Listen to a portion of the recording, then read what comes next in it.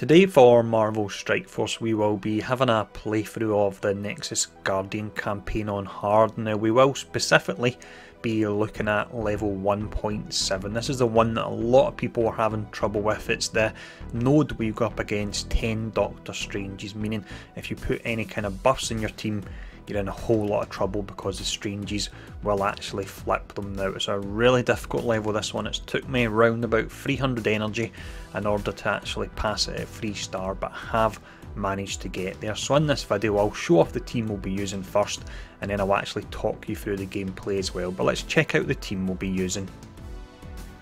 So similar to the other videos I've done so far for this particular campaign, unfortunately you're not really going to get far on hard if you do have a free to play team. So we've got some exclusive characters here. Now the characters we're using, we've got Yondu. His AoE is nice, and also if you can get some Ravager boomers, especially if you can call in 2 of them, it will make this level a whole lot easier, and that's your RNG element of this level.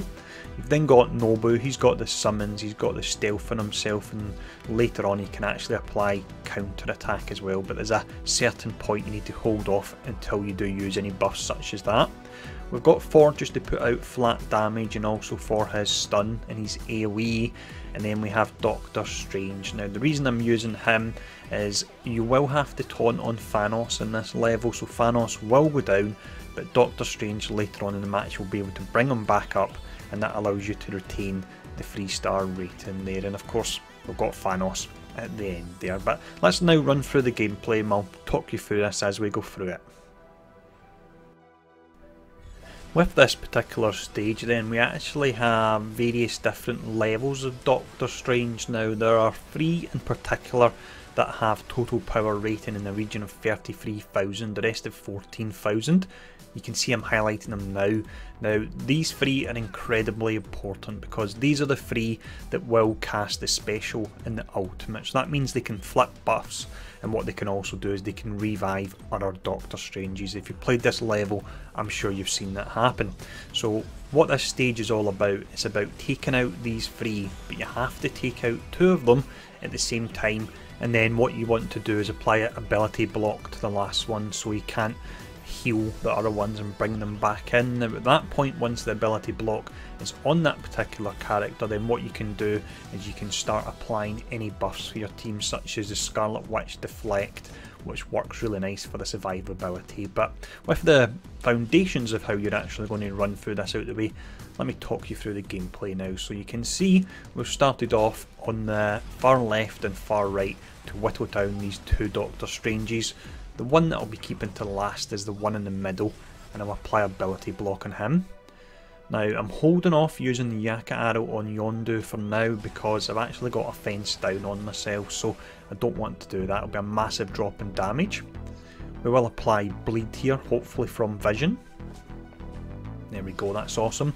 And then what we'll do when we get the chance with Scarlet Witch is we'll prolong all those debuffs, so we'll stack up on the bleeds, and that really does help out there.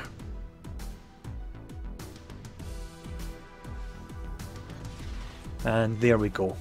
So that's really nice. So let's continue to work our way down on these 2 Doctor Stranges on the outside here. You can see while I've been talking as well, I have lost Thanos, but he's managed to actually take a lot of the damage, and that's what his job is, and that's the reason why we've got Doctor Strange to bring Thanos back later on in the level. So we'll call in some summons here. Ideally, as mentioned earlier, if you can get 2 boomers it makes this a whole lot easier, but it really is just down to luck. And what we'll do is we'll attempt to take out the one on the left hand side, that's him down. And then we've got the ability block applied to the one in the middle there.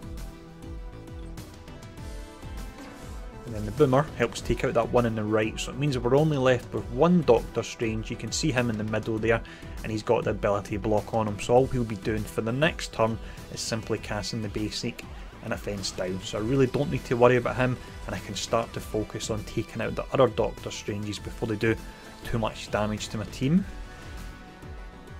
You can see as well now, because we've got the only Doctor Strange with flip actually ability blocked, that we can start to apply all our buffs, and these really do help out for the survivability perspective because a lot of our characters are looking pretty low.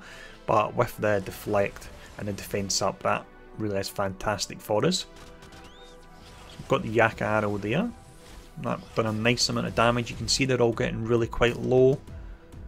We just start to pick them off now, and we should get Doctor Strange's res soon, just in time as we need it. There we go, so that'll be Thanos back in, and we'll get taunting on him as soon as we can.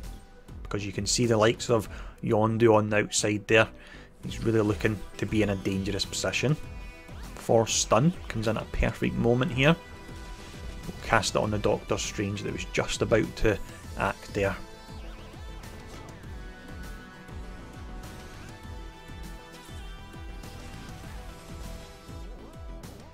There we go, we're starting to look good here. Of course that Yondu on the outside is pretty worrying.